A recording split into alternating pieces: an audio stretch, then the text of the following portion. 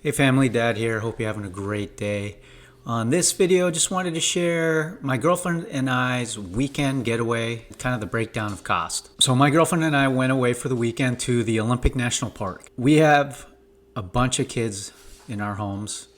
I have two kids that just moved back into the house during the summer break. My daughter stayed with us for a few weeks until she starts her internship in mid-June. My girlfriend has three daughters.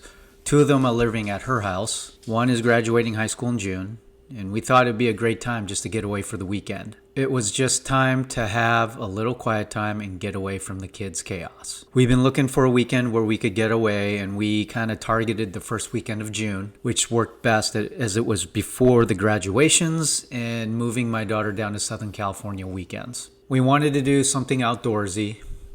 We like to hike. We like just kind of getting outside, getting away from the city. Previously, we did the western part of the Olympic National Park last summer, and we enjoyed it. We still had an Olympic National Park pass that was still valid until the end of August of 2024.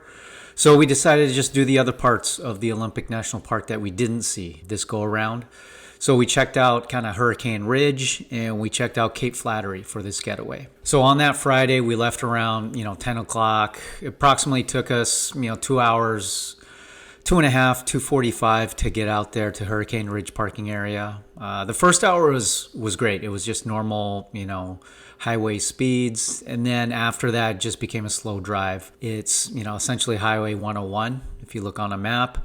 But it was worth it. It wasn't too busy as it's right before the peak summer season, when school usually lets out. Some parts of Hurricane Ridge had snow on it, and we spent approximately, like an hour and a half up at Hurricane Ridge, and it was definitely great views. We saw deer, we saw Olympic marmot, and we saw different flowers in bloom. It was great. After Hurricane Ridge, we drove into town to grab groceries, dinner before we hit our Airbnb around 4:30 that day. The Airbnb was great.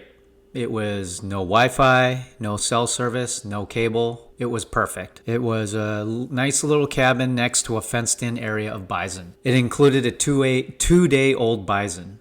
I'll leave a link below to the Airbnb. It was such a great time. We had dinner out on the deck on the first night in front of the bison family. The Airbnb had a small collection of VHS, DVD movies, and we watched 2 movies both nights. And then on Saturday, we went to Cape Flattery Trail. It was about 2.5 hours away from the Airbnb. Again, it was a very slow drive. It was really windy. You're going about 35 miles per hour on these roads. When you do get to the trail, the parking lot, you do have to pay a permit fee. You can pay for this permit fee at various locations along the way. And I'll leave a link below just to see where you can pay for that $20 permit. But once you get to Cape Flattery, it's approximately a 1-mile hike to the most northwestern point of the USA. And it's absolutely breathtaking. The clips we have here just don't do it justice. If you are in the area, make the long drive. It's worth it, even if you only go once in your lifetime. Along the way, along the commute, the drive, the 2.5-hour drive, there are, state parks, viewpoints that you could stop along the way. But, we just went straight to Cape Flattery. It was a long day of just driving that day. I think it was like approximately 5 to 6 hours. But when we got back into town, we just grabbed some food at a grocery store and then went directly back to the Airbnb and watched some movies. It was a Tom Cruise night. We watched Rain Man the Firm. And then on Friday night, we watched Jerry Maguire and The Longest Yard, Adam Sandler. And then the next morning, Sunday morning, we checked out, grabbed breakfast at a small bakery in downtown Squim, and then we just headed home. It was such a fun to get away and to be outside, as it didn't rain too much that weekend. So in total, we spent $580 for the Airbnb for 2 nights, and then $180 for like groceries, food, the Cape Flattery pass, and gas. So roughly $760 for 2 nights. I'm sure you can do lodging cheaper in a hotel motel, but we wanted to try the Airbnb on a bison ranch. So tell me about any weekend trips that you guys have had, and is it a reasonable cost? Please comment on your trip, subscribe and like. I would really appreciate it. So that's all I got. Stay safe, stay happy, and be positive. Love you, Dad.